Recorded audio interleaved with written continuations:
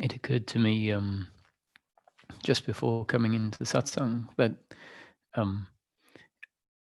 I always found that after going to India or being in a particular place for an extended period of time, and in India there was a lot of contemplating and new information in relation to how life can be seen, and it triggered or started a process each time, a new exploration of a new aspect of the teaching, or really just a new aspect of life where something would be revealed. And then a change of scenery, a change of routine, where I maybe returned back to my home country, would inspire a shift in how that information then moved deeper. So all this to say that next week I'll take some time off from doing the daily talks, which means a change in routine for you guys. And who knows, that week where things are a little different might prove to be as was the case for me when things changed a little. So there'll be today's talk and tomorrow's talk, and then the normal Sunday off, and we'll return the following Monday with 1 week of no talks. So for all of you who have turned up day after day for the last 3 months or so, and funnily enough, actually, it's been 3 months, almost to the day. So I only just realized that, and yet it seems quite fitting. So for those that turned up, thank you very much. It's been a great pleasure, and I suspect we'll be back in a week. I was asked to talk about Indra's net of jewels. And to be honest, Indra's net of jewels as a metaphor, as an explanation of the universe, has never played a particularly important role in how I came to see life in a changing way. So there isn't a personal resonance to that particular metaphor. However, what it does do, without me specifically talking about Indra's net, is lead me into a parallel explanation about seeing life differently to what it appears on the surface. So in brief, Indra's net is a story that appears in some of the old Vedas, I think, where it's said that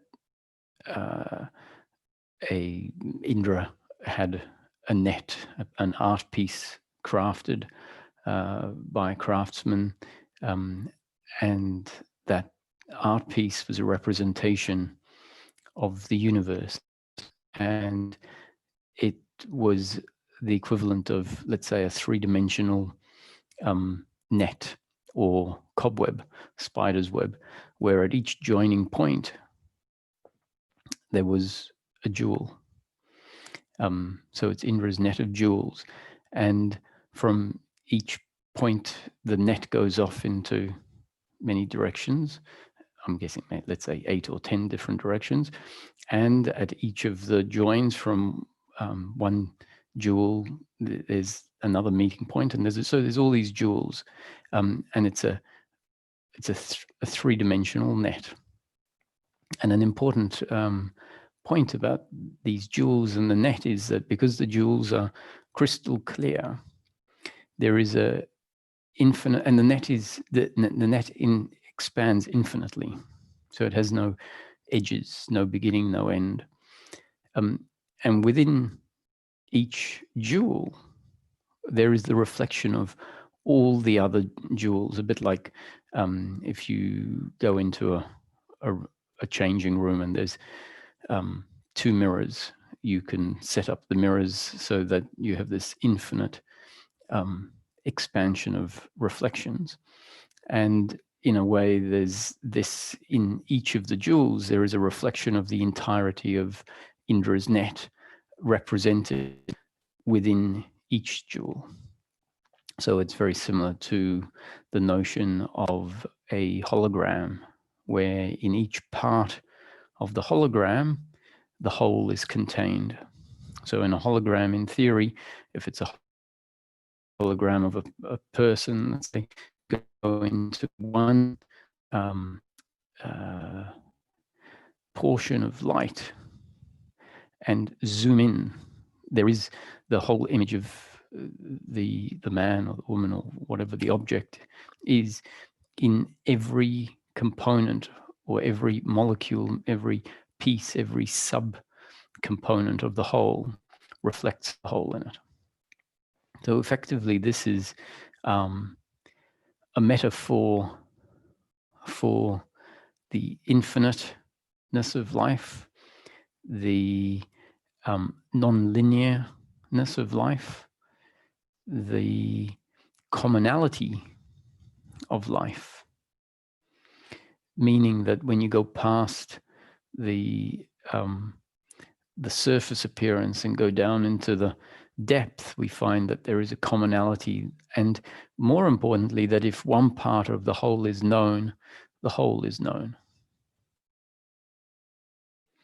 So all of this is essentially, hopefully, leading into a discussion of how life needs to be looked at differently, that seeing life as it presents is on the surface. If we remain with a tunnel vision and accept or assume that this is it, then what might be happening is that a depth to life might be being missed. And essentially, it's the equivalent of knowing life in a very shallow manner. And maybe if life is known in a shallow manner, then we know ourselves in a shallow manner. And if we know ourselves in a shallow manner, we don't really know ourselves. And in not knowing ourselves, there may be an inherent uncomfortableness. And in coming to see life differently, which means coming to appreciate aspects of life that we didn't realize were present, were part of life, then simultaneous to seeing life as a whole with more depth, we might really start to see ourselves with more depth. And it might be a connection to the depth of our being, which is really just a way of coming to know ourselves on a deeper level, that may bring about the end of uncomfortableness, which is the uncomfortableness I described of not knowing ourselves fully, not knowing life fully. Now, even this notion of knowing life fully can be misunderstood by the thinking mind, by the intellect, and it can come up grand notions of what that will look like, what it will mean. And so keep in mind, a lot of these words are there to try and coax out a sense and a seeing of something differently, and they're not necessarily to be taken too literally.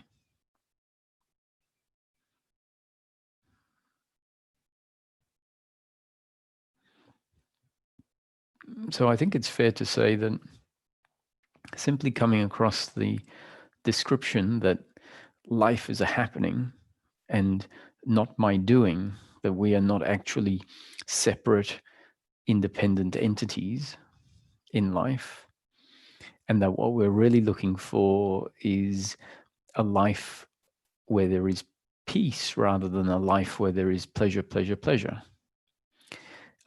That in itself can be quite a sort of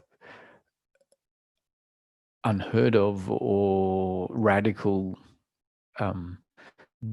in the way that we tend to understand life. And yet, in a way, often as it's described still on the level of causality, that we are not the doer because whatever happens in each moment is a result of our makeup, a result of our genes and up-to-date conditioning. And the genes and up-to-date conditioning, which is the biological and psychological aspect of the human being, find themselves amongst life at each moment, which means in a petri dish, effectively, and there is an interaction and a reaction all the time with the genes and up-to-date conditioning and the life situation we find ourselves in. And those interactions, those reactions are impersonal, really. They're not controlled by a doer, by a controller. They are happening just like if two chemicals come in contact with each other, they have their own composition, and the two chemicals come into contact with each other, and there's a reaction that is completely determined by the composition of the chemicals. The chemicals don't have some controller or doer aspect to themselves that decides, okay, this is how I'm going to react. The reaction happens, and human beings really are very complex chemicals, you could say. In the metaphor, we are like a very complex chemical in an environment, and the chemical reacts with other aspects of the environment, and the human being reacts to other aspects of the environment, be it just the physical aspects of the environment or the physical aspects of the environment as they're presented through the form of another human being. And so that is explained to be life happening, and the thoughts are an output of this very complex biological instrument, the feelings of hunger, of tiredness, of different biological feelings, are outputs of the biological entity. So thoughts, feelings, emotions, words, actions are all outputs. And the instrument is an output of life. So where is this me? Where does the me fit in? What we'll find is the me is an output. It is a product of the instrument. And the instrument is an output, a product of life. And the me, which is an output, thinks it is the entity that produces all the outputs. What a joke, but that's how it is. And so just contemplating this and seeing, where is the me? What is the me? When we see there is no space for a doer, there is only life happening according to impersonal design. And so that's a radically different way of understanding the human being, understanding the nature of life. But it still implies a fair degree of causality. It still explains how life is different on a causal level. And the doership identity, the me thoughts that are continually arising moment after moment, which is why it feels like that doership identity is an actual entity rather than a continually changing set of attitudes to life, which are really thoughts and thoughts in their deeply concentrated form are what you could call psychological feelings, because they're continuously happening. The judging, of life. So the observing of it and then the judging of it as to what it means about me, given that the me has an idea of itself as the one that made these things happen, has an idea of the other as the one that makes these things happen, and importantly believes that it requires life to turn out a certain way in order for there to be a completeness of the human being. And so that really means that life needs to turn out a certain way. It's a matter of life and death for the idea of this me, which is why there is so much resistance against life turning out in a way that is not in line with expectation, and so much craving for turn out according to expectation, because to this psychological me, that means life or death.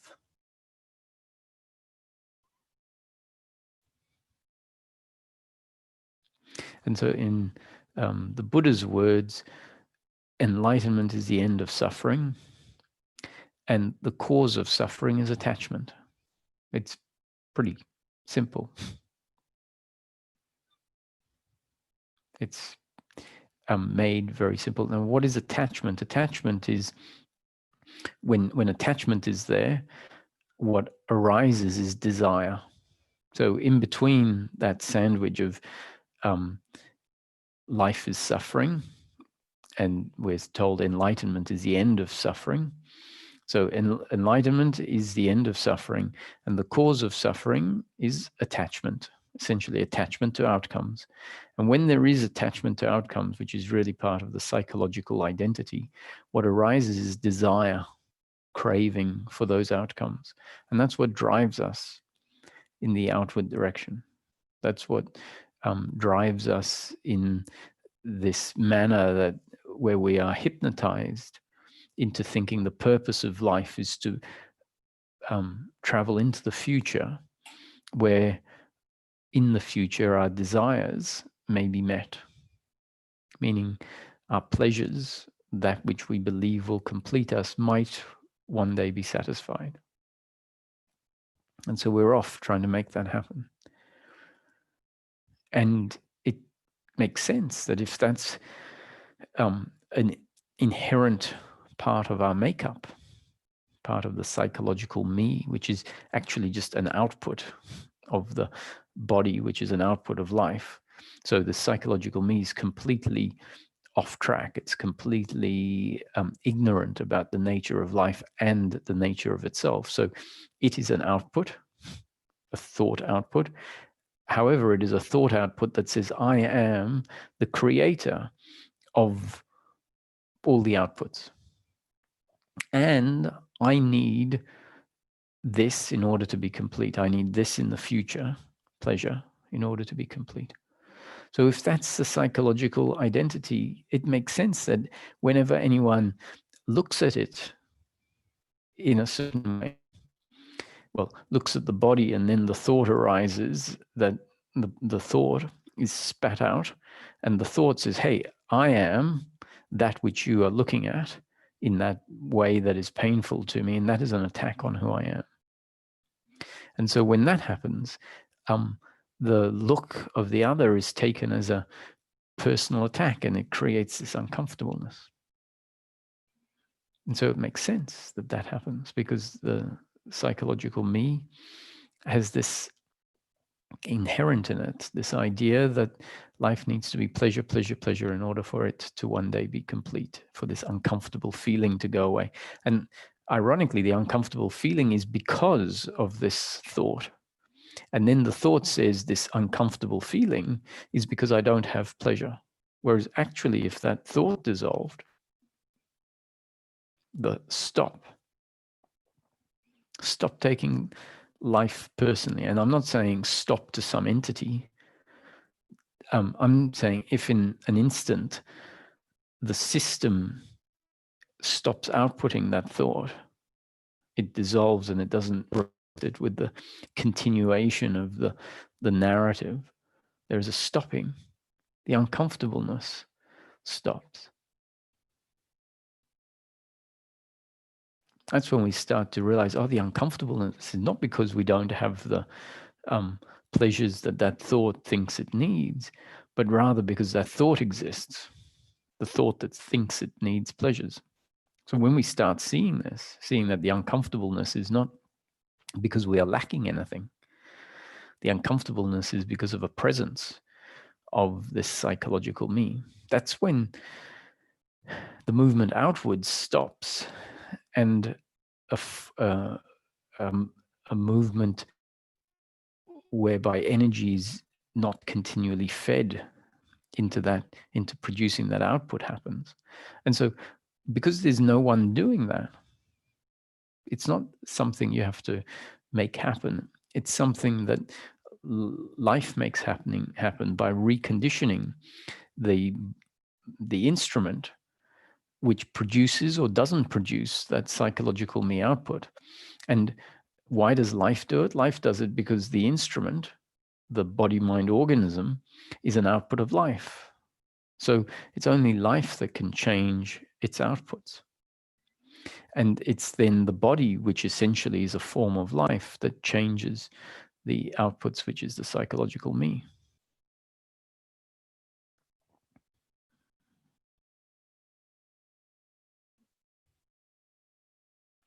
So all of that is still describing it according to causality.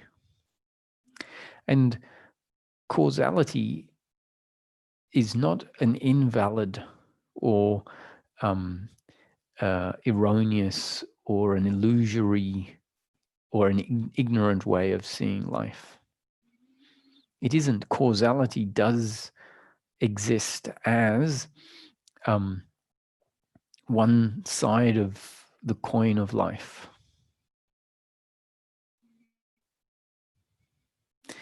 It's just that when we know one side of the coin only, we don't know the other side of the coin. And knowing one side of the coin and believing it to be absolute can prevent us from realizing there's another side of the coin. And so teachings will sometimes come and say, that side of the coin, it's not the truth. And it's true, it's not the truth. Because the truth is the whole coin, which has both sides. And so it is a valid teaching methodology to say, no, that is not correct. That is all ignorance. Simply to bring attention to see the other side. Now, I would say that the real ignorance is not causality per se, but causality that includes a personal doer as the source of part of the causality of life. So if the personal doer idea dissolves out of causality, then there is no problem with causality.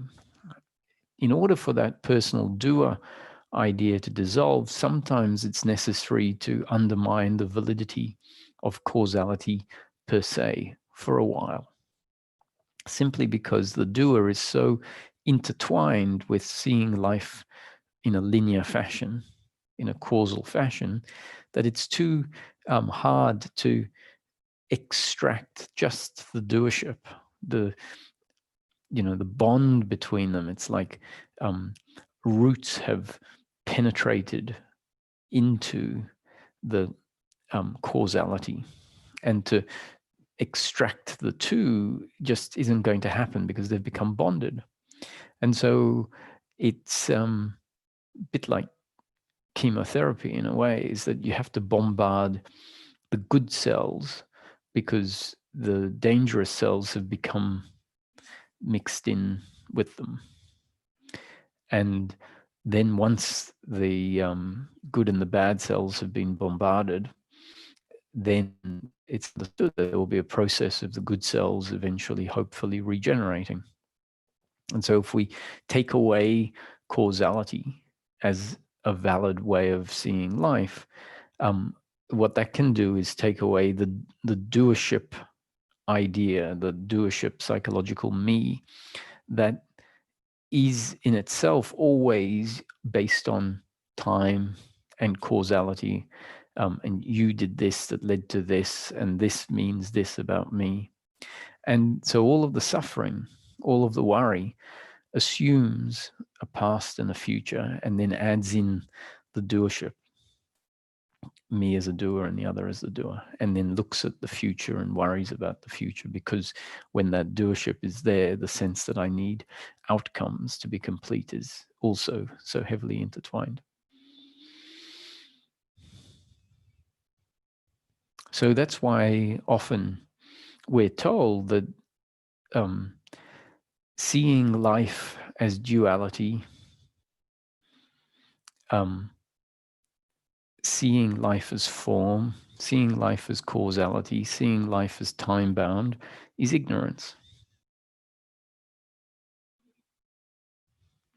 And then it's replaced by a different explanation of life. And the explanation of life is spontaneity,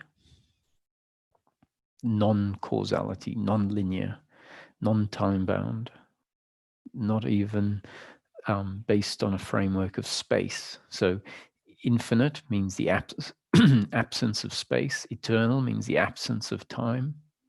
Non-causal means not A leading to B, leading to C, leading to D, which would require time and space for the objects to move and get the domino effect. So once all of that view of life is deemed to be ignorance, a replacement which says life is a spontaneous happening,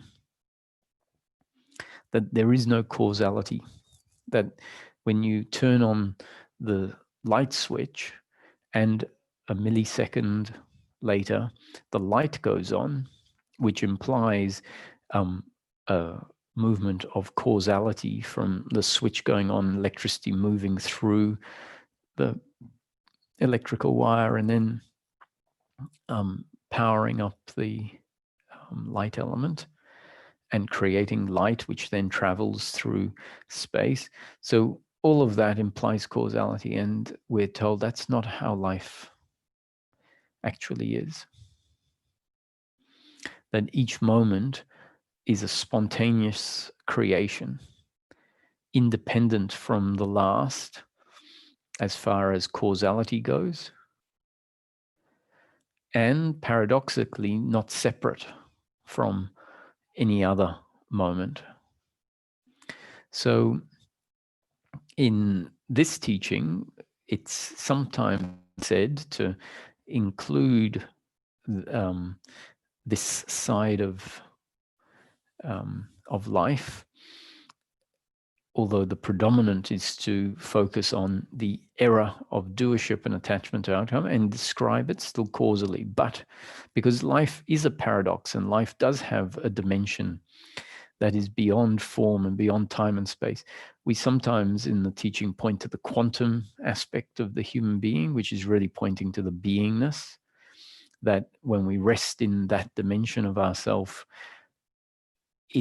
there is a sense that there is no time and no space in that there are no specific personal characteristics which all exist on the surface level. And it's also described that infinite creative potentiality, source at rest, or the unmanifest, at some point, because its infinite creative potentiality explodes into manifestation and becomes the whole of the manifestation from beginning of time to the end of time as a block, as a predetermined story. And so the whole of time is created in an instant.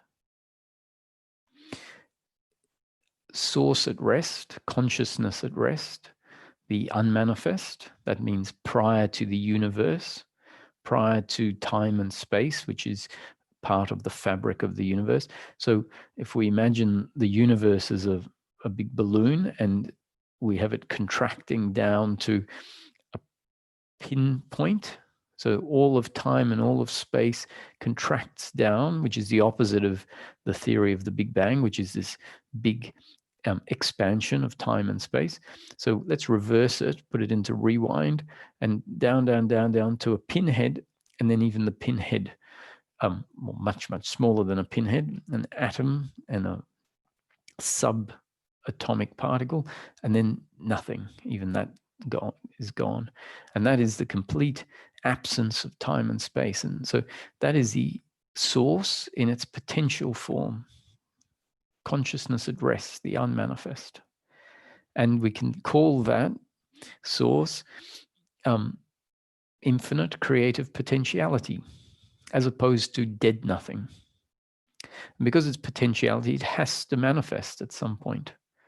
And manifestation in this framework says it's the infinite potentiality actualizing. And in this universe, the one or this experience that we know, it actualizes into a universe of time and space and a universe of evolution, a story of humanity.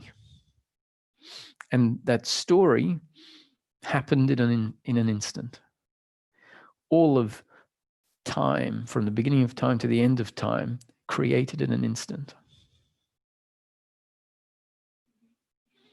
And from that point of view, we have A leads to B, leads to C, leads to D as the unfolding of time. However, D leads to C, leads to B, leads to A, because the whole of time arose in an instant. It's a block. So causality goes in two ways. In order for the end of the story to be like it is, the beginning of the story needed to be specifically a certain way. So it's sort of like looking at it, if there's going to be a two cars bump into each other at an intersection, you can say that's the outcome, and let's say that's D. So you can start off with D, say D is the beginning. So if D is the beginning, we start with the outcome as the beginning, then we must put C in place and B in place and A in place in order for D to happen. So you can work backwards. And when it unfolds, we see it as A leads to B, leads to C, leads to D, but it's just as valid to say D leads to C, leads to B, leads to A, and it's also valid and needs to be that A is independent of B, is independent of C, is independent of D. And it needs to be seen that A and B and C and D are not separate.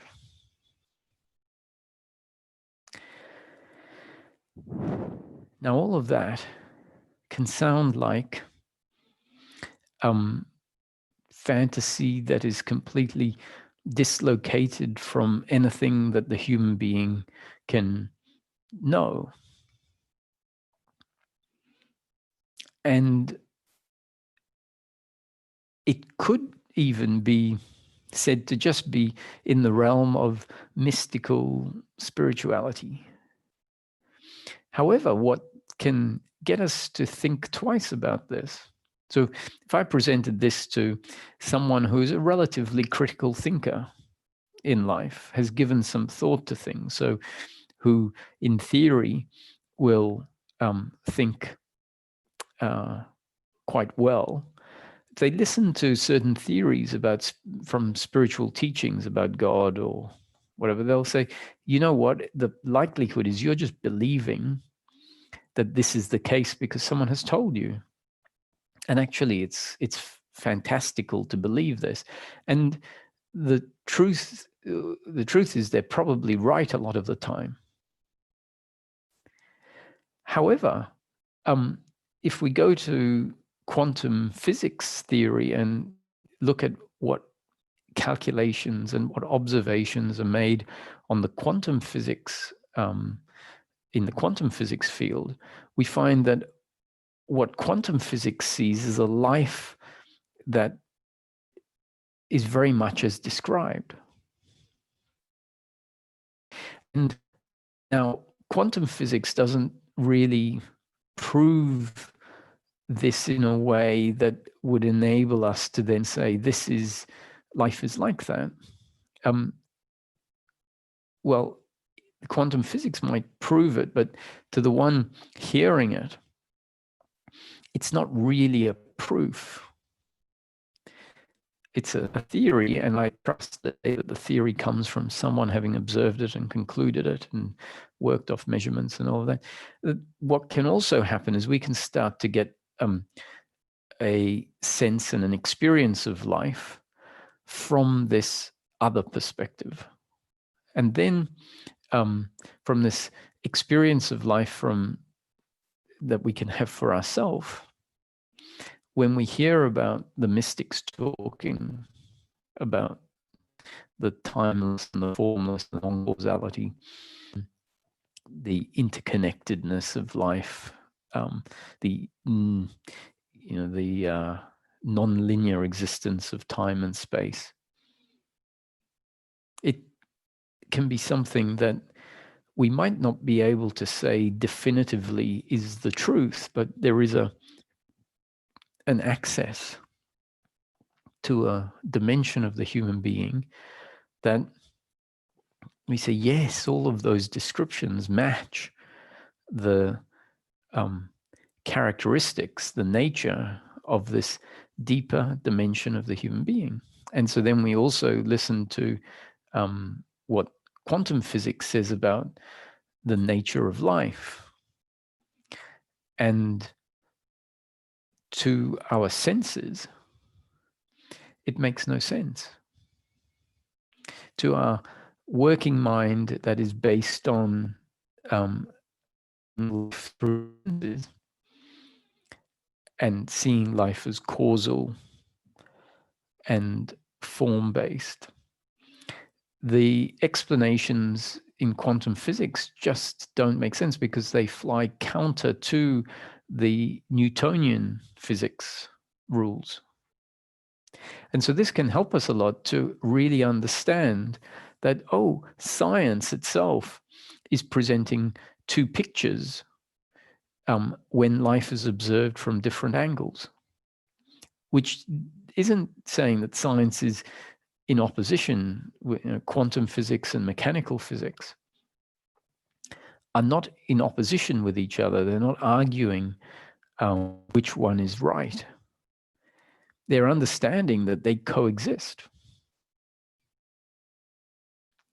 That on the surface, the behavior of the macro world follows Newtonian physics rules, which are part of the cosmic rules. I mean, we've just called them Newtonian physics, but they existed long before Newton started to come up with his hypotheses and theories and calculations and observations. So that aspect of the universe has always, or the manifestation has always been there. And so has the deeper aspect of the universe, because the universe has always been the universe, which is as it is. And science is now appreciating that the whole is much more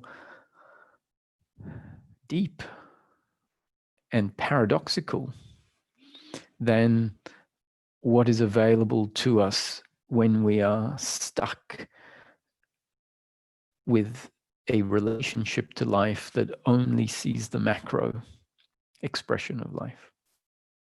And so it can be helpful to understand, if I only know the macro, I probably don't really know myself.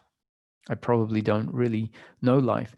So that gives us a good internal reason, if this explanation can get us to see that, this notion that life is not quite as it appears on the surface, the notion that life is not some fantasy, but something that is very much confirmed by quantum physics. And in fact, there are many machines that operate on the basis of the quantum laws.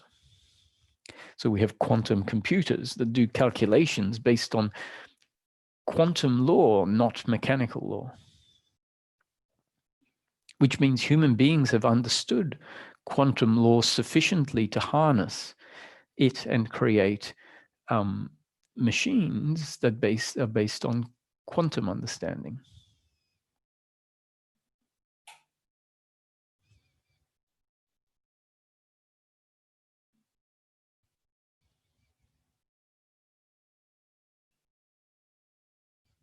So to give you an example of how mind-bending it can be to the intellect that is so convinced that life is the way that it sees things, there is the Schrodinger's cat experiment in quantum physics that puts an unfortunate cat into a box, and the box has a random computer mechanism in there that will either deliver a lethal dose to the cat or won't deliver a lethal dose to the cat.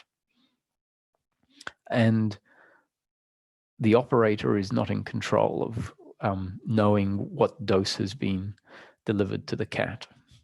And so the box is closed. And let's say the dose is delivered after a minute, and 3 minutes have elapsed.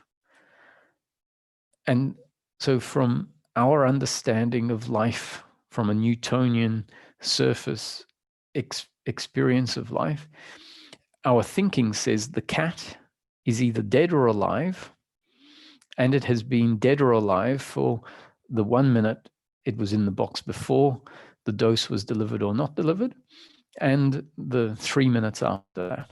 So it's either been alive for 4 minutes or it was alive for 1 minute and dead for 3 minutes. That's a normal assumption based on our understanding of time and how form exists.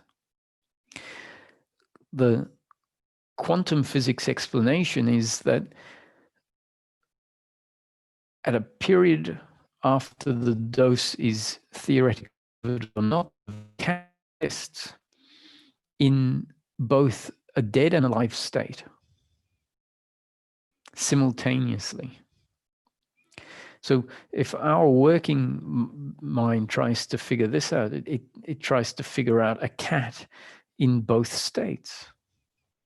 And it doesn't know how to hold that because the physical world says it's going to be, it can only be one thing.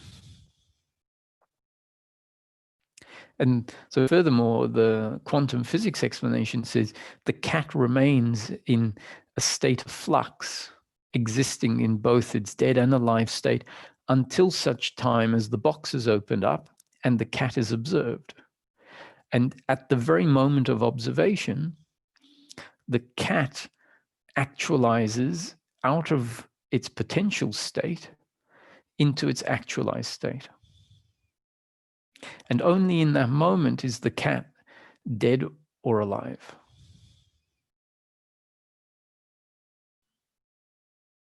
And our working mind says, oh yeah, that's a theory, but actually the cat was dead or alive, always in the time when the box was closed.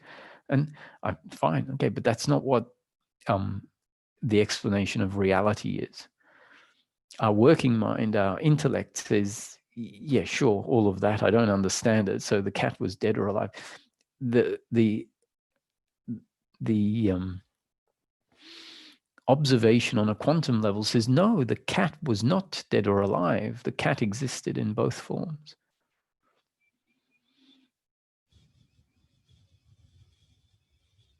And these are observations and measurements and calculations of quantum law that enable immense amounts of energy to be measured and the tiniest of particles to be observed, particles that can be observed going back millions of years. So it starts to demonstrate to us that time is not something that's past, but rather something that coexists. All of time exists in this moment. So when we hear that life is not as it seems. That might mean something much more radical than we give that statement credit for.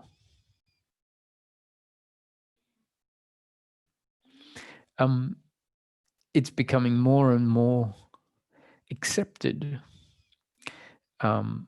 even by lay people, that there is a very reasonable chance that this experience of life that we're having is actually a virtual creation created by a civilization, let's say humanity, that is not of this time, that this is just a simulation created by a humanity or a civilization that has technological capacity to create virtual worlds. Now, why is that becoming more and more acknowledged as a possibility? Simply because we see that within this creation, there is technological advancement such that the civilization that may in fact be a civilization of a virtual world is able to create virtual worlds, which would mean a virtual world within a virtual world if, and I say if, this is a virtual world. And so as we see things available to us for us to understand, then certain notions that seem far-fetched become reasonable. We say, well, if I could put myself into a virtual world, or if I could subject myself to some technological entertainment that is rolled out in my lifetime, maybe in fact it's already, we put on these virtual worlds, so something similar to the movie Avatar. If we actually have the experience of being able to go into a virtual world ourselves and realize how quickly the human consciousness adapts and identifies with a digital world, then we have to start asking, well, maybe this is not as it seems. Now, mystics have been referring to life as a dream, as an appearance in consciousness for thousands of years.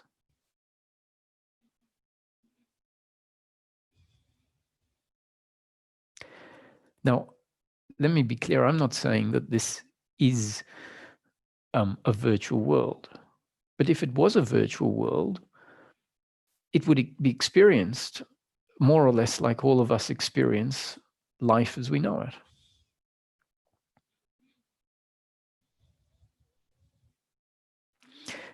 If it's the experience of an objective world, it would also be experienced the way that we experience life.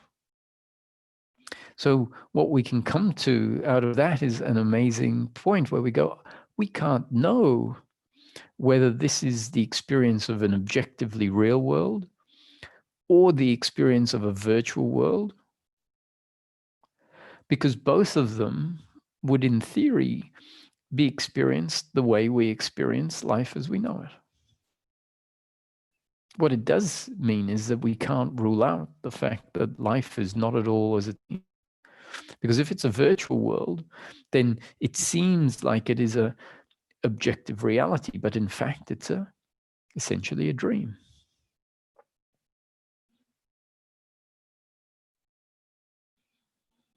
If it's the experience of an objective world, then still what we know of it is still an experience. It is not the real thing. It is our interpretation based on limited hardware. It is our image of the objective world, if in fact there is an objective world. So animals like bats have extra senses that can pick up aspects of the objective world, if it's an objective world, like electromagnetic pulses, let's say, and or echo sound sensibilities that humans don't have generally developed. And so from the perspective of a different sentient entity, the experience of life is very different to what a human experiences life as, because the human's intellect is, you could say, more complex in terms of the intellectual capacity to contemplate one's own existence, to form language, to communicate. And dogs have much more sensitive or can hear frequent sound frequencies that humans can't. They have much more sensitive sense of smell. Dolphins can use this echolocation. So each human being and each species will know life as an experience of life, which really means an experience within the consciousness that knows the experience. So if there is, well, our experience of it is a subjective experience of the objective world. If there is no objective world and it's a virtual reality of one sort or the other, then it's a virtual reality which is a subjective experience inside consciousness that is aware of it, with no objective reality of the experience outside.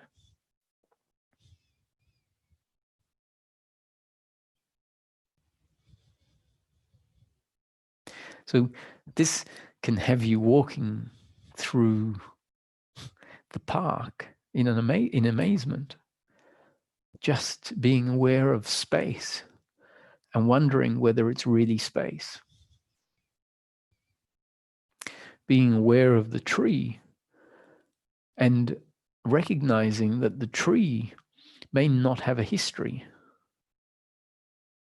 and that the tree that has an experience of being a very solid item or object may in fact be made of consciousness, the consciousness in which it arises. We know that the experience of it is only made of consciousness, designed to be experienced as if the tree is solid. So that is the experience of it, but really that experience exists within the conscious experience. So moving through life, wondering about where it all comes from, and whichever model we take, whether we see this as a virtual creation in the mind of God, and the question is, what is God? The safest thing is to say God in its manifest form is consciousness, because to know the experience, there must be consciousness. Experience is inherently conscious. There must be awareness of the experience for there to be experience. And so in its manifest form, we can say God as a placeholder is consciousness. And it might be that the God of this world is not the God that the metaphysical God, but it could be whoever has created the virtual world.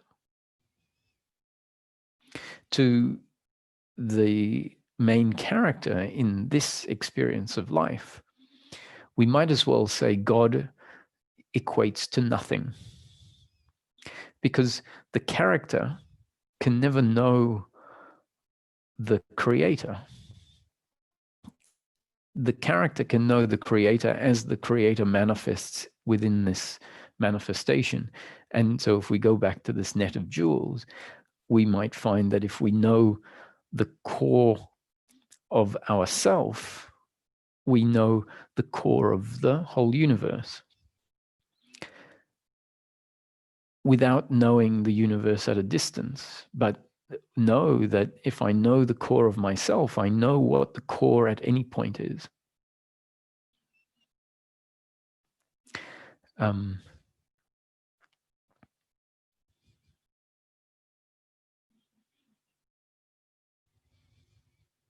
So to the character in the dream, which is why it's so poetic to refer to God as absolute nothing, infinite creative potentiality, because the seeker or the human being that is asking about God can come to understand, as one's appreciation of life starts to deepen, you can say, as the ignorance that keeps us seeing life in a narrow, limited form starts to fall away. The character could realize that the created object, the created character, can never know the creator source, because that is outside of the creation. A bit like the dream character at night in the consciousness of someone sleeping. The dream character can never meet the source, which is the human sleeping in the bed,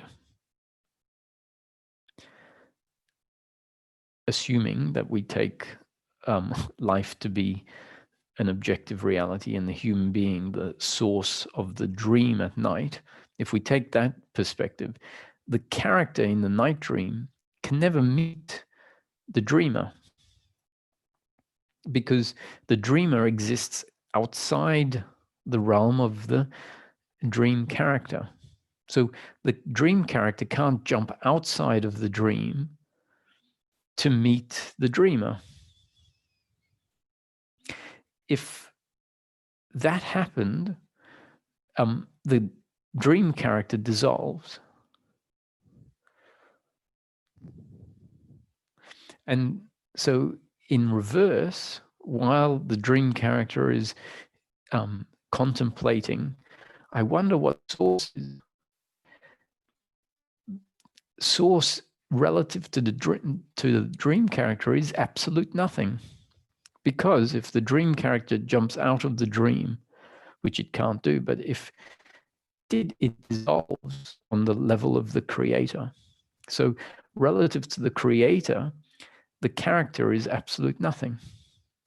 So if you reverse it round from the perspective of the character can say, God is absolute nothing. So any image that we have of God is an image created within the dream. And it may as well be replaced with an image, or if what I say is understood, there won't even be an image of absolute nothing. It will just be the absence of any image.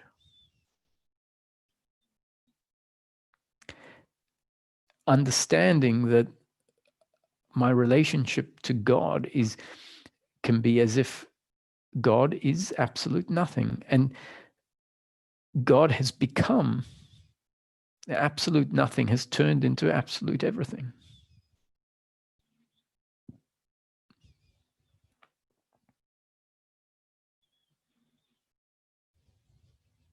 So the best that we can know God is to know the consciousness functioning through the human being.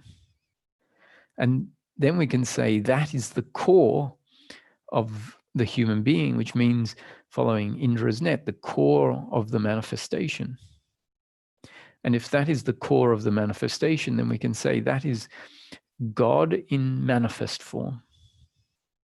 And God in manifest form, the God we're talking about might be a person on a gurney in an entertainment complex.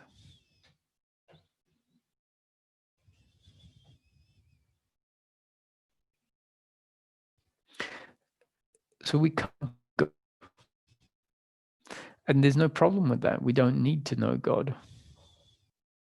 To know consciousness, and to know that consciousness is the God of my experience.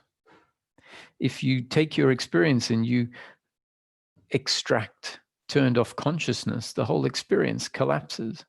And in the collapsing of the experience, the sense of Roger, with any thoughts and words and memories, collapses.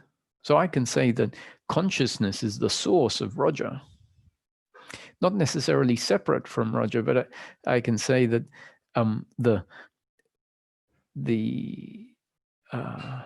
manifest expressions of Roger, the more gross aspects of Roger, come after the consciousness or simultaneous to the consciousness.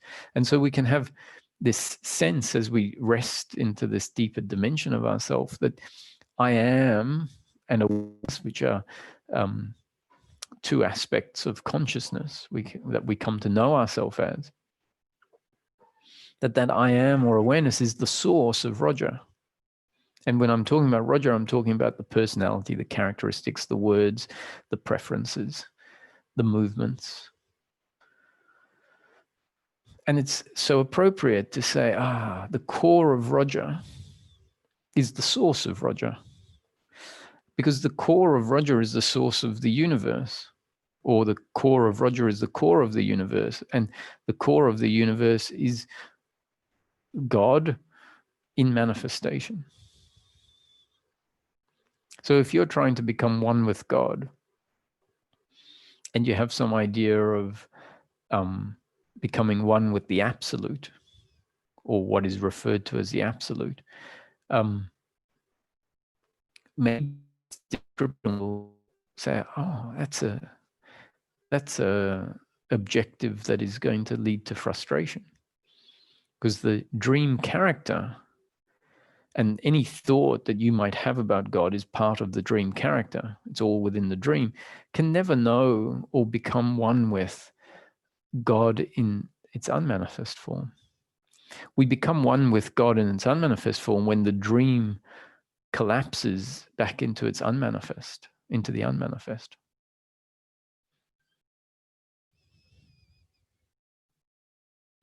And so then at some point I wondered, okay, why do I have this sense that I have a gratitude towards God? And I thought, does it maybe not make sense to have a feeling that comes up from time to time of feeling grateful?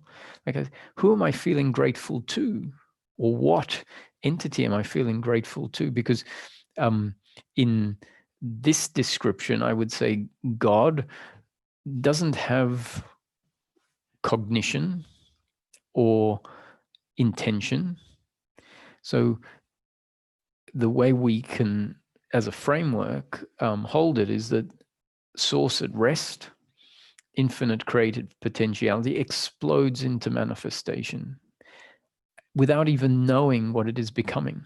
So it has no intention. It is just creativity turning into expression. And so it doesn't need to cognize what it is going to turn into. It just turns into a masterpiece because it's creative potentiality.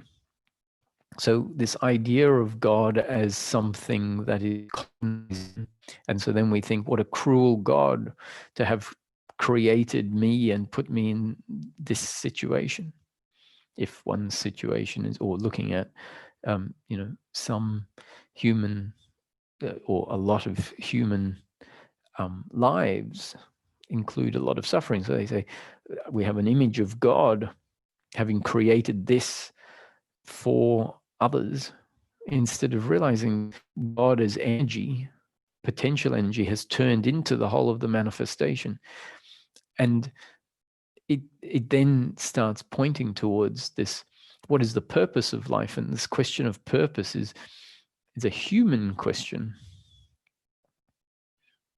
From outside of time and space, from outside of knowing life as we know it, the question of purpose might be irrelevant. So an answer to the question of purpose that goes towards maybe putting forward a useful answer is to say, one, you could say there is no purpose in life. What it really means is there is no purpose as the psychological me imagines there needs to be a purpose, because the psychological me is looking for the end of suffering. It's looking for the end of this uncomfortableness, and it assumes that that's going to come with circumstance, with pleasure. It assumes that once it has meaning, once it has a passion, once it does what it is destined to be doing in life, that's when it will feel like it has purpose. And the imagination of the doer that is uncomfortableness and thinks its happiness is going to come through finding its purpose, essentially, when you look at it, is the sense that I will one day be comfortable when I am performing, when I am outcomes, when I am doing some ideal version of themselves, saving the world, creating, inventing, helping, fixing. And so that's the psychological me looking for purpose in outcomes. And the spiritual seeking knows that the spiritual seeker, the spiritual teacher, the spiritual teachings know that that is the purpose that the psychological me is looking for. And so when the psychological me says, what's the purpose of life? The teachings say, there is no purpose. Or it can say the purpose of life is to be. And to the psychological me, it's like, no, I am, and it's completely unsatisfying. I need to become. To be is not good. I want to become. And mind you, there is a theory of becoming, and it also makes sense because if we don't hold the paradox of things and we talk about being, another philosopher can say you can't talk about being because life is always becoming. Life is always change. Life is never static. And so if we understand what that philosopher means, where he says life is a philosophy of becoming, not being, they're not arguing with each other. They might if the philosopher is attached to, making one wrong and being right themselves. But if both philosophers understand, or mystics, or understand the paradox of life, one says it's about becoming, will understand it's not about a psychological becoming in the future where I will one day be complete. He's talking about life being a movement of life that is always in flux, and therefore we can't say it is static, and so it's always becoming, meaning it's always moving, which is different to the psychological becoming. And so the being and the becoming, from one perspective, can be seen as the paradox, that there is this becoming, which is life always moving, and yet the essence of the moving life is always unchanging.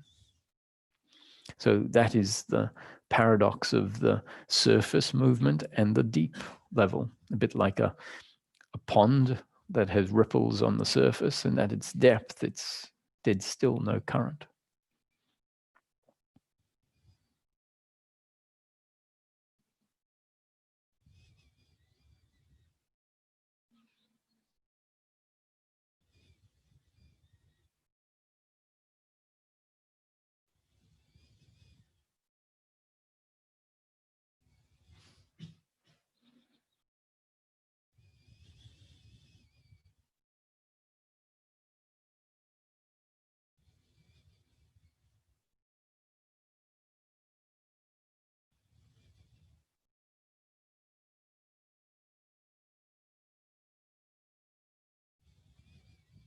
So if we look at life from this appreciation of maybe it's not as it seems, maybe time and space are not as real as they appear on the surface, maybe form is not as real as it is, and yet when we start looking at life as spontaneous and as an arising in consciousness, let's not look how it presents on the surface, because the truth is we can say, oh, it's not this way. That is ignorance, what we see on the surface. And maybe if we awaken to the other side, we then say, oh, this is truth. And this is what we used to see life as, is illusion. it's not that, it's that they both coexist. So let's not throw the baby out with the bathwater when we look at life as non-causal and spontaneous and not form, but formless. Let's appreciate that, and let's be able to move from one platform to the other such that we can also see it simultaneously as both, which then means that we have to very clearly continue to live our life as if life is an objective reality, as if life is form. And when I say as if, it's not really pretending.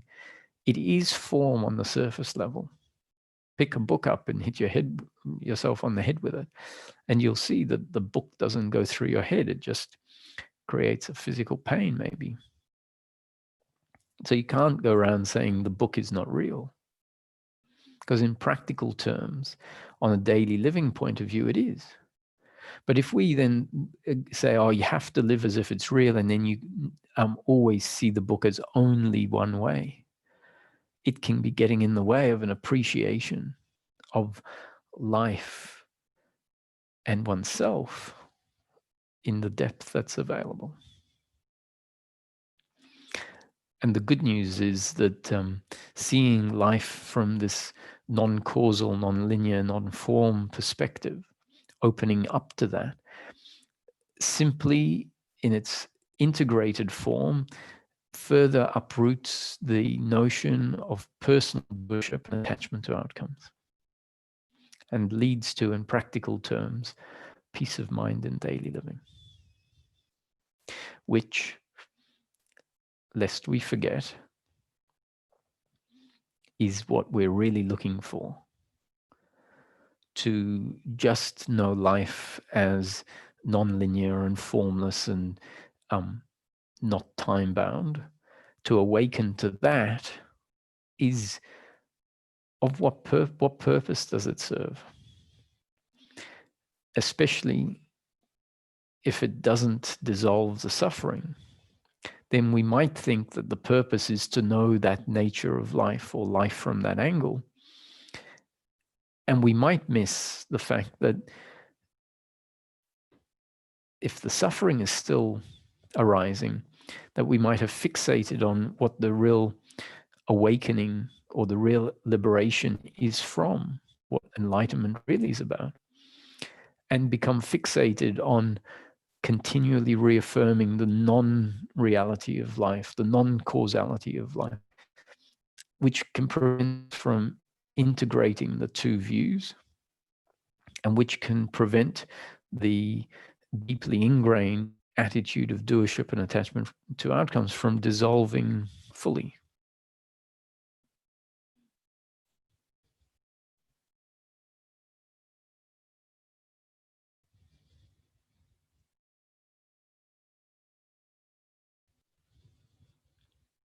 So when you're walking in the park, wondering about the nature of time and space and form, be aware of the thoughts that are arising and understand that they are objects arising in the present moment.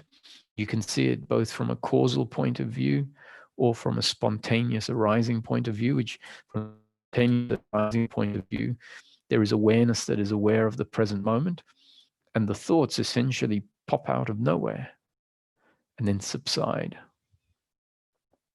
And be aware of those thoughts as outputs. And if there is a seeing that what we know ourselves as is essentially contained in the thinking, we can have quite a realization about who am I? Seeing that what I've always known myself as is the sense contained within a thought. And if it clicks, so if I'm not that, because clearly that is a thought which is an output, what am I? And the answer is self-evident.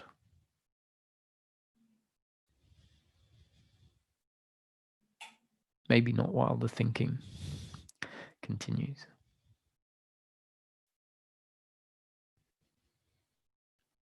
your peace of mind, when it sets in, is self-evident, self-confirming. What does that mean? It means no one can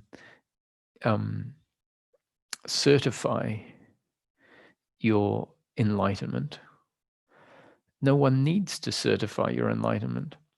The doership aspect that is so convinced that happiness is to be found in outcomes, in pleasure, even when peace of mind has settled in largely, still wants others to confirm it, wants to tell others about it in an attempt to get confirmation. We might see that at some point and go, oh, that's where I'm forgetting that peace of mind is self-evident, is self-confirming, meaning I won't get it from the others. It's already here, which can, that recognition can bring a cutting off of what is still a remnant of the attachment to outcomes, the seeking confirmation from even from a teacher or from society, from your friends. It's like, who cares? Can be the realization internally. Who cares? Because the peace is self-evident, self-confirming. It exists already. And it's just about us appreciating it for what it is, which is a causeless peace. When I say causeless, what I mean is not caused by the attaining of outcome that we always assumed would be the cause of happiness. So when it's referred to as the peace that surpasseth understanding, it's really talking about, or the causeless peace. It's talking about how this peace is not to be found from gaining anything. And so we wonder, why is this peace here when I haven't got anything? And the answer is that it's maybe not as causeless as that statement might sound. It's simply, we could say the cause is or the reason is my essence. That my essence is devoid of this psychological me that is wanting and knowing itself a certain way that is inherently uncomfortable. So when psychological me dissolves, the uncomfortableness dissolves. And then we find I never needed a solution. That outcomes were never going to be the solution, because the uncomfortableness of the seeker me would have persisted even when the outcomes were delivered.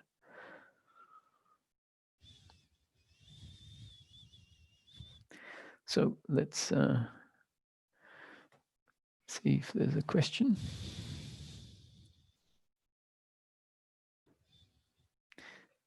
Hi, Holger. Hi, Roger. I only can say hallelujah. Hallelujah. Hallelujah. What about, you said suffering is attitudinal. Mm-hmm. Is the attitude in my control? No. The attitude is contained in the psychological me, which is spat out by the body-mind instrument. And the body-mind instrument is spat out of life, let's say, and is conditioned by life. And so the attitude is also not in your control. It will change according to destiny. And in practical terms, that means if life delivers new conditioning that changes the up-to-date conditioning. So your question is your functioning, which is life functioning. My answer is life functioning. And so that can be life's delivering new conditioning that changes life's up-to-date conditioning. What about the resistance what about the resistance to the flow of life? That's not your doing either. That is the attitude. So I only can surrender in a way which I cannot do. That's right. Who surrenders? Where is this me? In the Bible, it says, let the weak say, I am strong.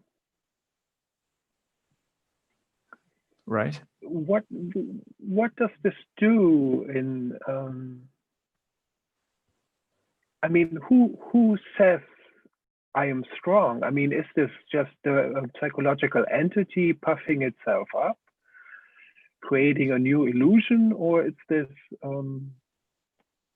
just a stilling of the mind again, just a relaxing? Yeah, I'm to be honest, I'm not familiar with that that part. And you said, "Let the weak say they are strong." Let the weak say, I am strong. Yes, that's a part in the Bible. Say, let the weak say I am strong. That is God saying that about the weak. Let the weak say that God is strong.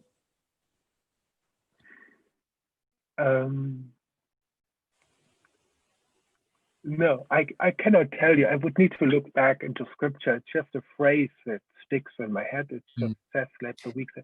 Anyway, just I understand it that there is a connection between your I am, the way you identify, and the reflection in the world. How do you see the connection between attitude and circumstance? I mean, if you feel yourself as not worthy or a failure or something, then life just automatically reflects your attitude, isn't it? Well, there can be, yes, you could say circumstance seems to be interconnected with one's attitude. But in each moment, if you look at it in the moment, there is the circumstance and then one's attitude to the circumstance. So you can wake up in the morning and feel unworthy for being alive. And so lying in bed is the circumstance, and the attitude is the feeling, the sense of not being worthy. And what can happen is they can feel like they are not two, that they are, where does one begin and one end, or where does one end and the other begin?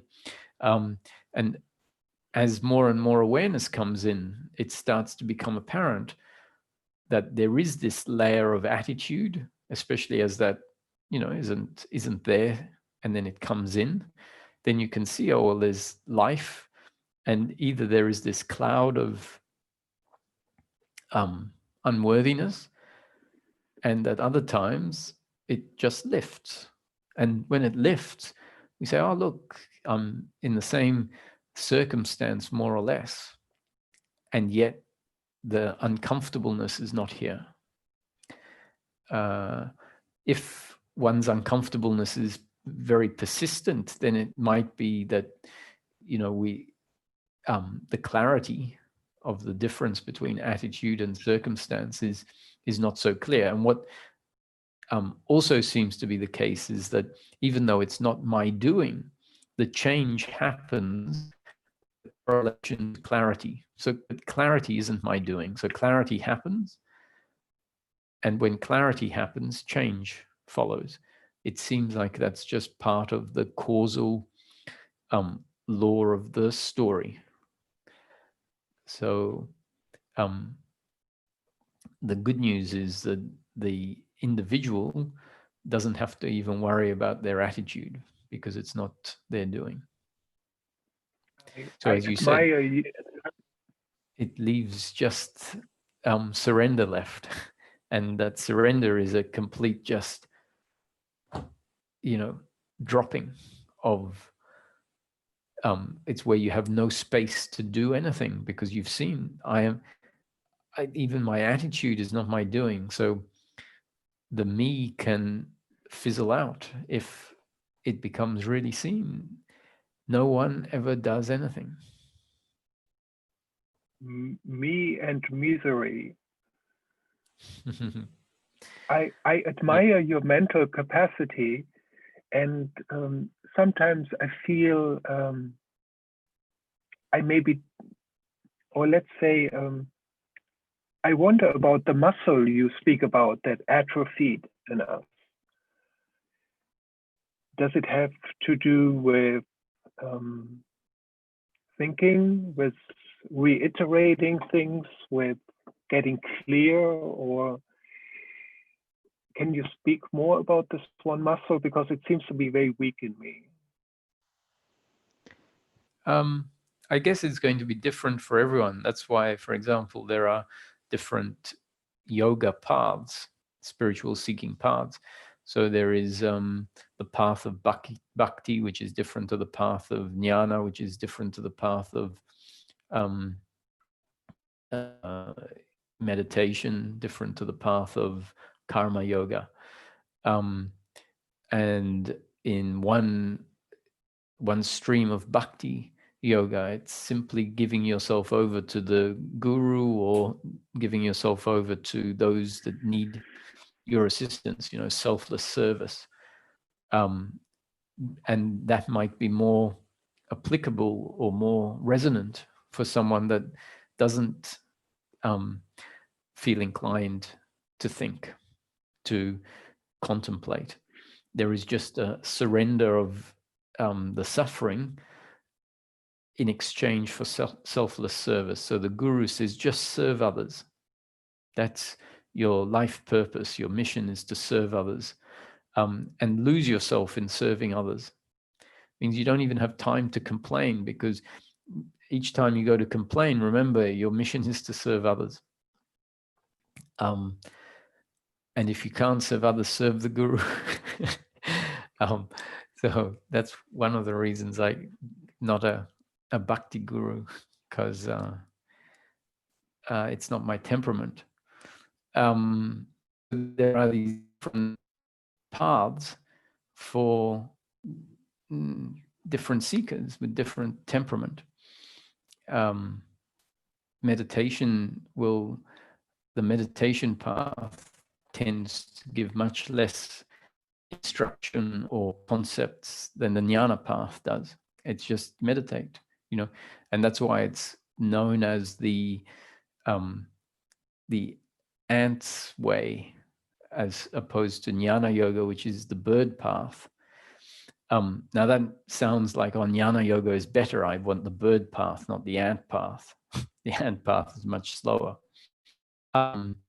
But should someone pick the bird path instead of the ant path, they might be doing themselves a disservice, because the bird path might not be appropriate for them. So it's simply about appropriateness. I found that the contemplation and the thinking was a great tool, but only because I felt compelled to look at the experience rather than go around thinking in my head about some world I imagined in my head. The contemplation was always about the tree and about the genes. What does that mean, genes? Oh, that means how I grew automatically as a baby.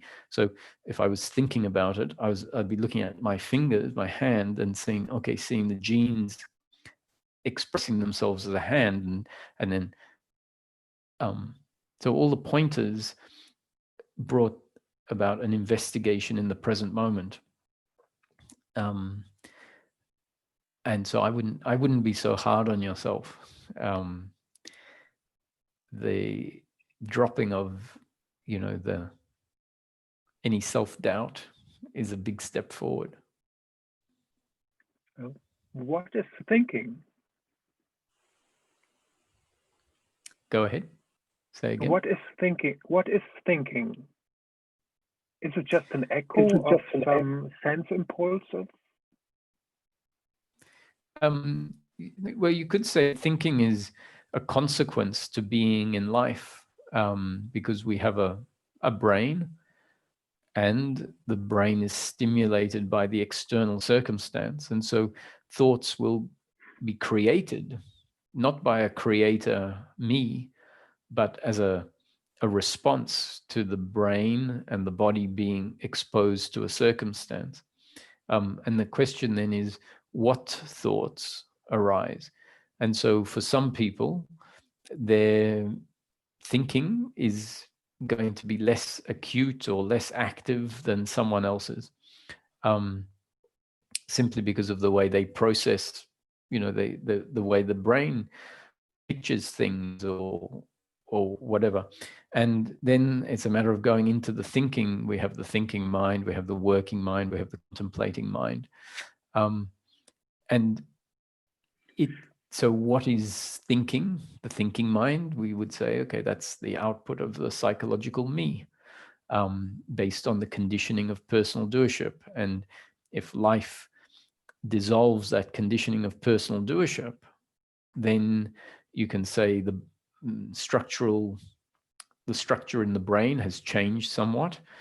And I don't necessarily mean the physical structure, all the bits of the brain will be the same, but on a deep level, even learning a new word in language is going to change the neural structure so that that word then exists in the neural structure.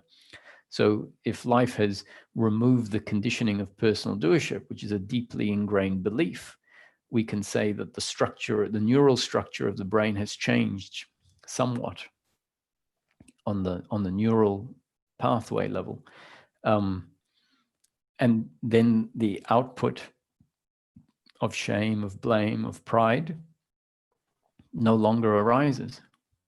So a change of that conditioning, the doership conditioning, doesn't change the conditioning that allows us to function on a biological level. So we will still be able to speak, we'll still be able to use a knife and fork and drive a car and run and walk.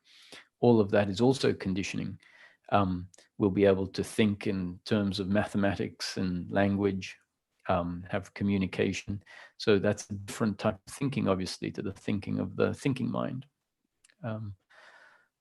So I hope that answers your question. Not really, but I thank you for it. And I talk to you another time. Thank you so much, Roger. Thank you, Holger. And another way of looking at it is thoughts are just destiny unfolding, spontaneous objects that create a certain effect in the present moment.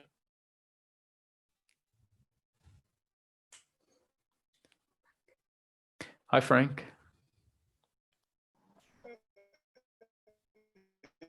Hey, Roger. I've got you now.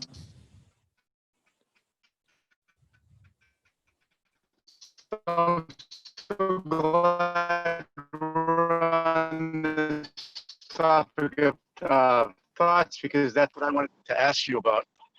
You got me now? You can hear me? Okay. It's good that we're on this topic of thoughts, because this is what I was going to ask you about today. I keep getting stuck on this idea that people know what they're doing, and they okay, well, let me see if I can put this in a way, because my mind is somebody. I get an automatic thought about that person. It's not always nice. It's not always positive. And something comes in and says, okay, in a more neutral way, and or change it to a positive thought. So as a non-doer, that first thought that comes up, I know that I didn't create that thought. It just popped up. It's like I'm not going into the basement every morning to make my thoughts for the day. They pop up. However, like I said, if I walk into a room and I have a negative thought about someone, I change that to a positive thought. I say, no, I don't want to have that thought again. I want to have a more positive thought. And I feel like that's my conscience coming in, not consciousness, not consciousness, but conscience comes in and says, no, let's think something nice about that person, because they're, I believe they're my brother or whatever. We're all children of God, whatever I say to myself. So, and then when somebody does something to me, like let's say somebody I had somebody try to do something very horrible to me at one point, and they knew they you know, and I complained about it and they kept doing it. So at some point, the person is making a decision to have a thought, to not only have a thought, but, or maybe not have the thought, but to act on that thought. So can you explain that to me? Because I'm stuck on this. I have resentments towards some people. So these resentments, I know these resentments are coming out of this belief that I have that people are acting on their thoughts knowingly. So can you help me with this? Yes, sure. You might want to go back and listen to the recording. Zoom did great things to your voice. It slowed you down and it sped you up. But I think you're on real time now. So you could say that that's your conscience, but whose conscience? So really what it is it's conscience happening. If we use conscience a certain way, so you say, no, don't think that about them, because actually that's, you know, my suffering, and if I hate them, I'm hating myself, I'm hating life. So or something more simple, you know, let's not hurt them, because that's not very moral. That thought can come up and it can change your thinking, it can change your action. And it is conscience, let's say, let's call it conscience, which really just means a certain type of thought. But whose conscience? It's the conscience of a biologically and psychologically conditioned instrument that is a product of life. So who, this is, Ramesh used to sometimes says, who thinks that? And we keep saying, well, I think that. And he goes, who? Yeah, who? I, but who? Because you're saying I, thinking that the I is some psychological me, that, you know, that we have an idea of what I is. Whereas in the teaching, Roger or Ramesh or Frank is a biologically conditioned instrument, meaning just an instrument. This word biologically conditioned, it's just an instrument. And in each moment, the instrument is exactly the way life has produced it. And so what seems like your thought is life's thought. Right? That's what everything is happening according to God's will. Is you can change, everything is happening according to life. So the thought that says, don't think this, and then the changing of the thinking is destiny unfolding. Life was destined to create the thought, don't think this way. And life created the change. And life also created the idea of a me that says, isn't that my thought? And didn't I therefore change the way I was thinking and the way I acted, you know, later on in the day? And the explanation is there is no me, there is just life happening, meaning life in the form of the instrument. The instrument has a thought which we call conscience that is exactly according to life, according to God's will. And the outcome, which is either that type of thinking falling away or it persists.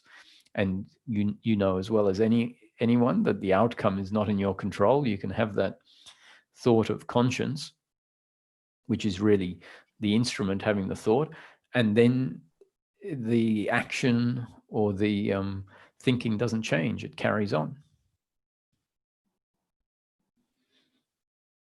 Yes, interesting.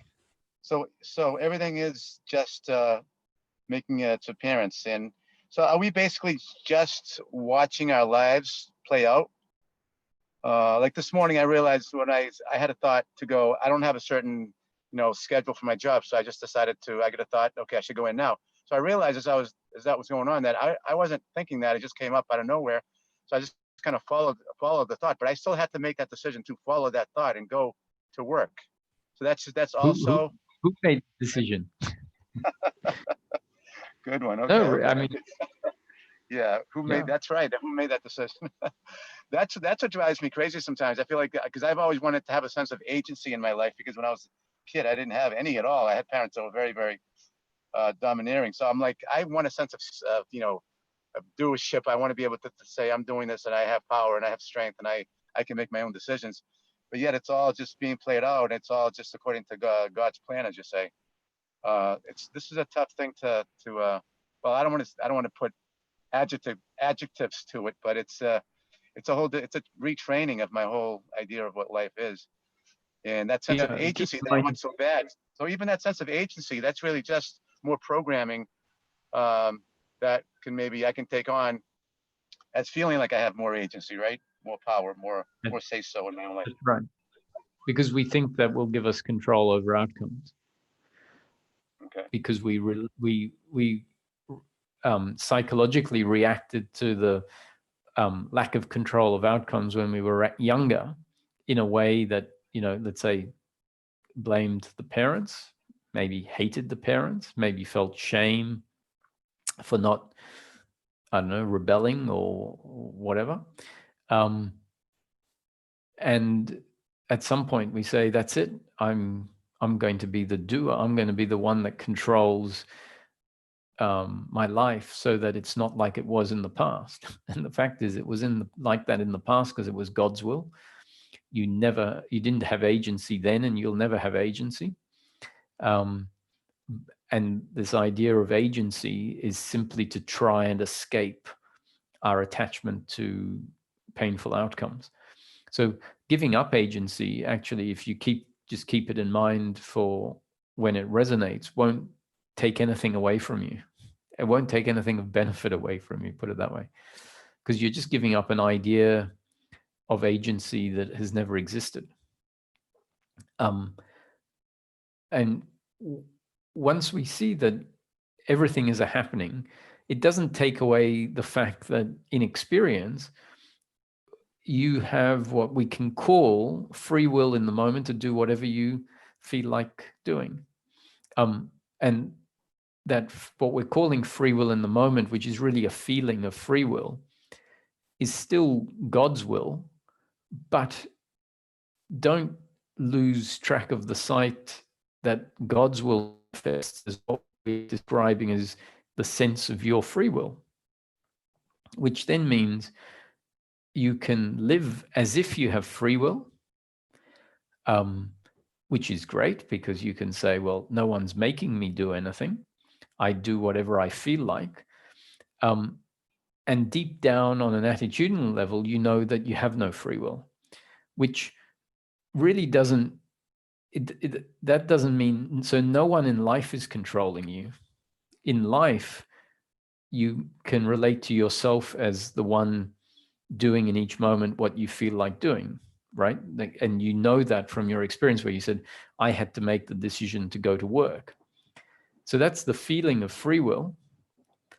And yet I'm also simultaneously pointing out who makes the decision. And the fact that we see there is no who doesn't mean there is no free will on the surface. The seeing there is no who takes away the psychological doership. It doesn't take away the free will in practice. So life is actually fantastic. Do exactly what you think or feel like doing in the moment, understanding deep down that your free will is God's will, which now means you and God are not two. God's will expresses itself through your free will. So Roger, that second thought, so this morning when I had that thought, I want to go to work, and then I said to you earlier, I made the decision to follow that thought and go, and you said who. So is that the who, since it's not, there's no doer, what is that who? Is that just life, consciousness saying, just who, there's no who, but there's a decision being made to go to work, to follow that thought, to go to work. That's just but life? what you're calling the decision is just another thought. So the first thought was, oh, I could go to work now. And then the decision is, yeah, let me get it over and done with, or yeah, let's just say let me get it over and done with. And then following that, the third part, so you had two thoughts. I could go to work. Yeah, let's get it done for the day. And then the next thing is the movement of, you know, getting your sunglasses and your keys and going out to the car. And all of those are movements of the biological entity. Two sets of thought, one being less decisive, just an idea coming in. The second one being decisive thought. And the third being thought in action, which is simply, you know, the biological entity going towards the keys and then towards the car and unlocking the door and turning the ignition and driving the shift, which it, because of its conditioning, knows what to do. And so in all of that, we'll see, oh, there is no psychological me there. So there's no who, there is just an instrument of life.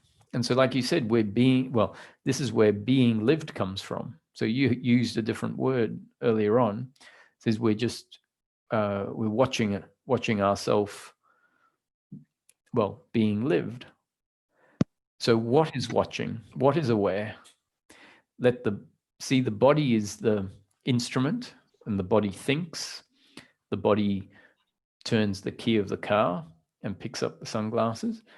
That's the body. So what is witnessing life, living the body? And so that means you can find yourself dropping back to an aspect of the human being, which is the witnessing aspect, witnessing the body functioning automatically. Yeah, that's exactly what I was just going to ask you, and I'm so glad you said that, because that's yeah, that was the missing piece in all of this. So that witnessing, but still, I can't say that that's me. That's just that's consciousness itself. It's not. There's no who. There's no me. It's just, so the part of me that's thinking it's watching everything going on, like me getting up, going to work, getting in the car, whatever. That part that's watching it, because it almost feels like it gives me a sense of almost like relaxation to know that this is just happening. I'm just watching it. Well, I just heard myself back.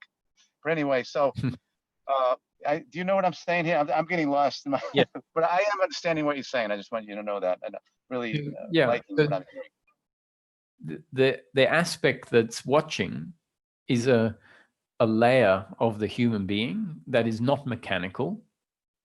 So the mechanical layer of the human being is the thinking, the emotions, the feelings, the knowing how to start the car. So all of that happens in the flow of life is mechanical. And then there is, and that's an aspect of the human being, but it's the non-doing, it's the automatic functioning, and there's no place for a who controller in there, a who doer. And then very clearly there is another aspect, another layer of the human being, which is aware of the mechanical movement of the human. And that aspect that is aware isn't the doer either, that is the witness.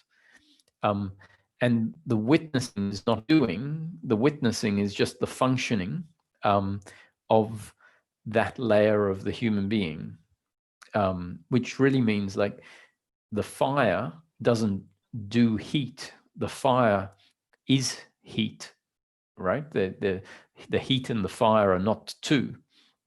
So in order for heat to emanate from the fire doesn't need to do heat. It is heat. And the layer of the human being that is consciousness doesn't need to do witnessing. It is witnessing. As in, not it is doing witnessing, but it is the very act of witnessing, just like fire is the act of heat. So play with that next time it pops up. Be that which is aware, realizing that there is no one doing it. Okay. Yes. And there doesn't need to be anyone doing it, because like awareness is aware. I was going to ask just a quick question on this, but I feel like I'm really pushing it with you today. But does that witnessing have any agency at all? Can the witnessing say, No. hey, the stuff that's going on, I got to change something here. This is not good. No?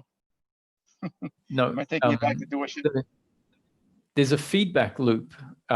When awareness of life is, which is always, even when we're completely lost in suffering, there's still awareness of whatever we're thinking about or whatever. So awareness is aware of the suffering, let's say, because it's felt. If you can feel the suffering, the hatred, let's say, towards the other person, then awareness is aware of that hatred. When awareness is aware of, let's say, thought, then another thought can arise, because there's this feedback loop that as soon as the thought is recognized by awareness, it gets fed back in as new conditioning. And then another thought can arise that says, oh, don't think like that. And that thought that says, don't think like that, may cut off the previous thinking, or it may not. The important point is to see it's a sort of thought arises, awareness registers the thought, and essentially spits it back in as an input into the system, as like new conditioning. And that's when the system then receives the thought as an object that a new thought can arise in relation to. So there really is no doing. It's all just happening. Very good. Very good. Thank you, Raja, so much. Pleasure. We'll take one more question, I think, for today. Hi, Hayat.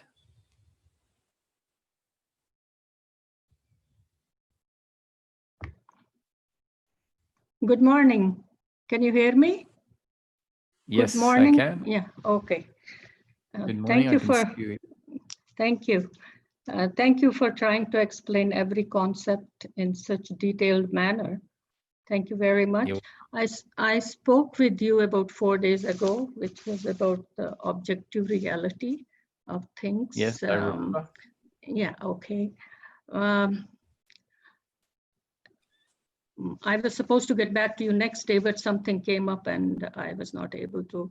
Anyway, I have heard you saying that the whole experience arises within you.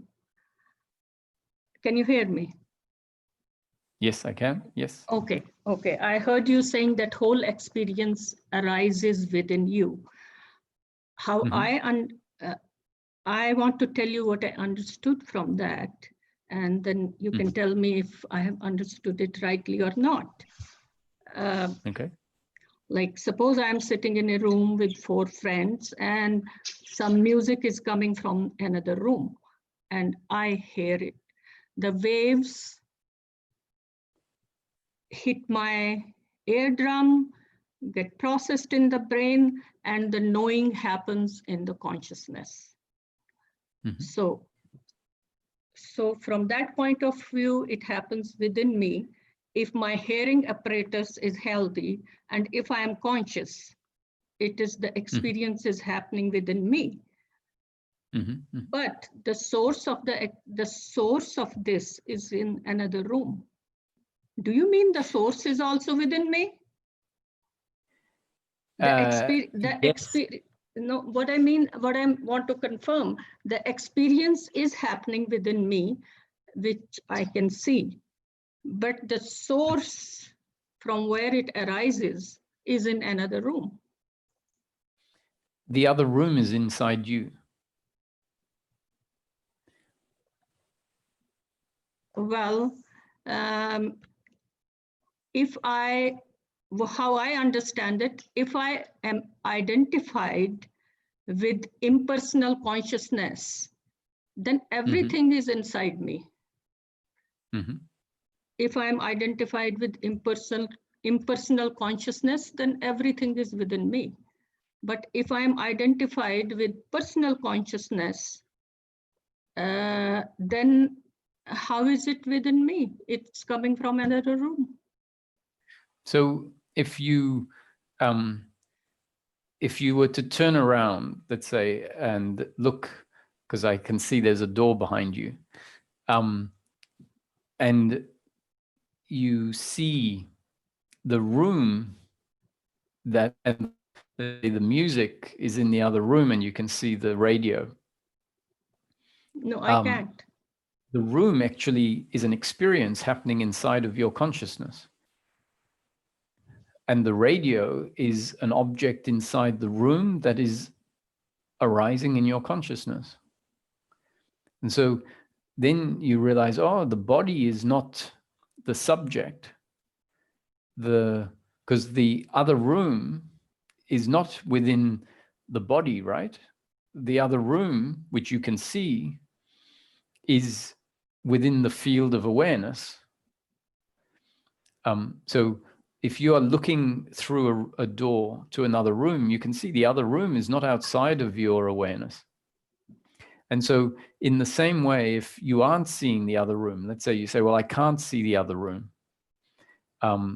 The radio is in a room that I can't see, but I can hear it. And I would say, well, in that case, there is no radio, there is no room, there is just sound arising inside of you.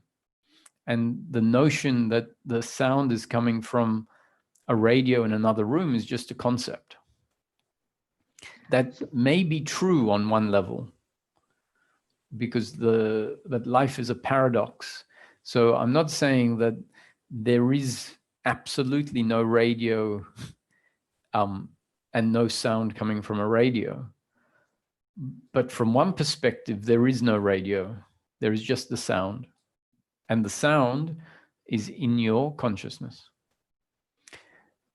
So if you maintain the concept that the sound comes from a radio, if you maintain that concept as truth, which says you make that into an absolute concept that you are not willing to see as relative, then it won't make sense, because the concept that says the source is the radio and the radio is in another room will hold things outside of you, will force things to be outside of you.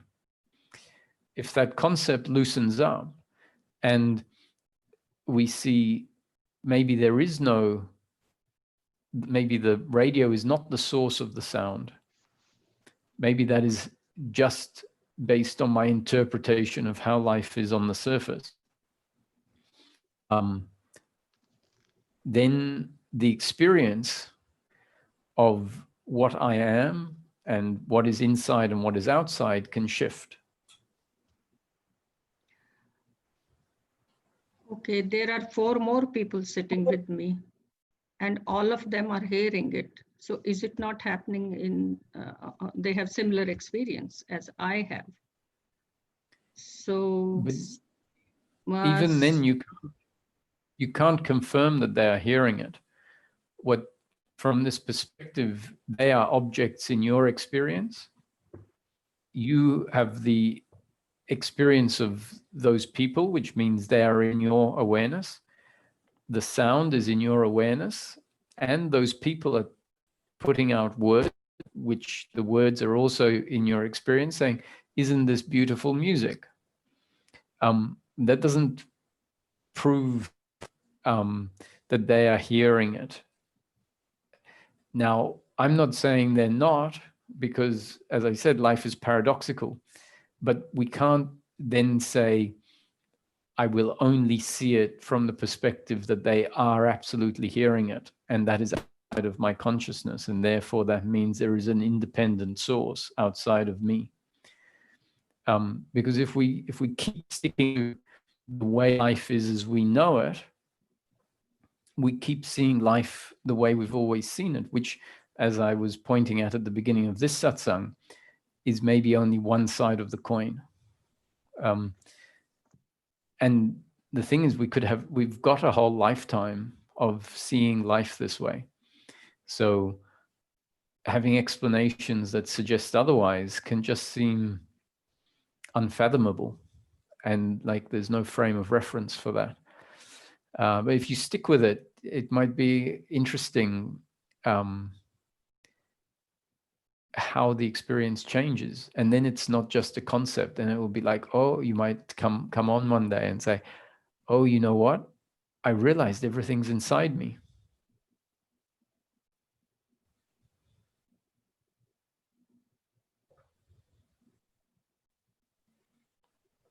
I think, are you muted? No, I can hear you. I'm just kind of, I'm just trying to comprehend it, what you are saying. You definitely got the first half. You've got the first half, because you said, yes, the sound is inside my, my brain receives the sound, processes it, and then it appears in consciousness. So you can see that it appears in consciousness. Now I'm suggesting that what you know as the radio is already, so you're seeing the sound is processed by the brain. The visuals are the same. The visuals are processed by the brain like the sound. It's inside your consciousness. So with the visuals, you are assuming, well, the visuals you might also accept are within your consciousness, but your physical objects, when you touch a physical object, like if you touch the radio, that sense of touch is no different to sound or visuals. They are senses processed by the brain arising in consciousness. So your concept of a radio that has an independent existence only exists because you've touched the radio before.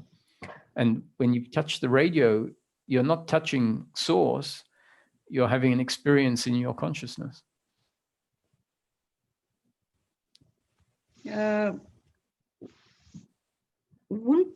Would not this experience happen only when one identifies with impersonal consciousness? If one is identified with personal consciousness,